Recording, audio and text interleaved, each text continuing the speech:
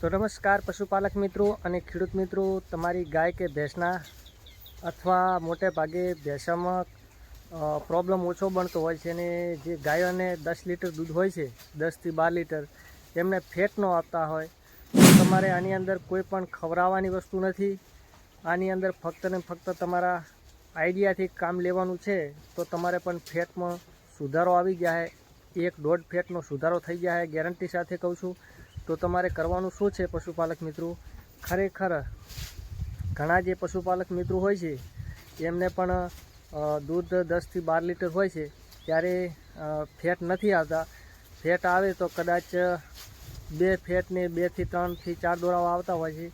અને મોટા ભાગના જ્યારે પશુપાલક હોય છે જે શંકર ગાયો 1-2 ગાયો કદાચ 10-10, 12-12 લીટરવાળી હોય એમને ફેટ તો બિલકુલ હાવ ઓછા આવતા હોય છે. તો એમના માટે તમારે ખાલી આની અંદર એક મગજથી કામ લેવાનું છે કે તમારી જો ગાયો હોય, સમજી લો કે 2 ગાય હોય તો 2 ગાયને ત્યારે તમારી ગાયને એક આછળની અંદરથી ઓછામાં ઓછું 200 ગ્રામ તમારે દૂધ લઈ લેવાનું. એટલે 500 ગ્રામ પહેલું દૂધ લઈ લેવાનું. 500 ગ્રામ દૂધ લઈ અને પછી તમારે એ બદલાવી નાખવાનું, પછી દોવાની શરૂઆત કરવાની. અને છેલ્લે તમે જ્યારે દોતા હોય છો ત્યારે ખરેખર પશુપાલક મિત્રો ઘણા શું કરતા હોય છે કે થોડું આછળની અંદર દૂધ હોય અને દોણ કરવાનું બંધ કરી દેતા હોય છે. પણ વધારે ફેટનું દૂધ જે આપણે છેલ્લે એન્ડમાં દોઈ રહેતા હોય છે ત્યારે હોય છે. એટલે બિલકુલ તમારી ગાય તમે સાફ દોશો તો જે પાછળનું દૂધ હોય છે એની અંદર જ ફેટ વધારે હોય છે, આગળનું દૂધ હોય છે એની અંદર ફેટ નથી હોતા. તો પશુપાલક મિત્રો તમે આટલું જ કરશો ને તો તમારે 100% ગેરંટી સાથે કહું છું કે ફેટમાં સુધારો થઈ ગયા છે અને વ્યવસ્થિત ફેટ આવવા માંડી છે.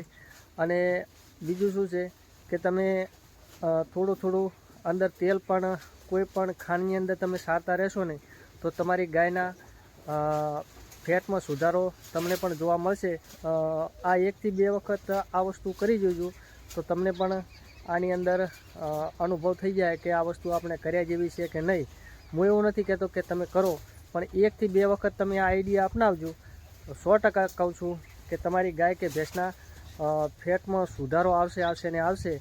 આપણે ખરેખર એક 12 લીટરવાળી ગાય હતી એને આ રીતનું થતું હતું અને આપણે પોતે અનુભવ કરેલો છે એટલે જ તમને કહેવામાં આવે છે. બાકી અનુભવ કર્યા વગર આપણે કાંઈ પણ ફેક કરતા જ નથી.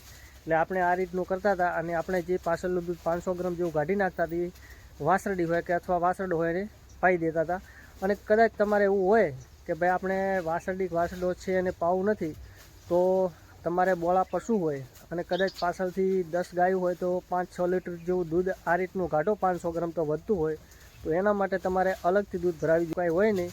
અને ન હાલે તો થોડા ઘણું ભેંસનું અંદર નાખી દેવાનું 2 લીટર જેવું 5 લીટરમાં, તો એ દોડશે અને તમારા આગળનું જે દૂધ છે 30, 35, 40, 50 લીટર એની અંદર 100% સુધારો થઈ જાય છે. ગેરંટી સાથે કહું છું. એક વખત આ તમે કરી જોજો તો તમને પણ અનુભવ થઈ જાય. આજના વિડીયોની અંદર પશુપાલક મિત્રો આટલું જ હતું. ફરી મળીશું નવા વિડીયો સાથે.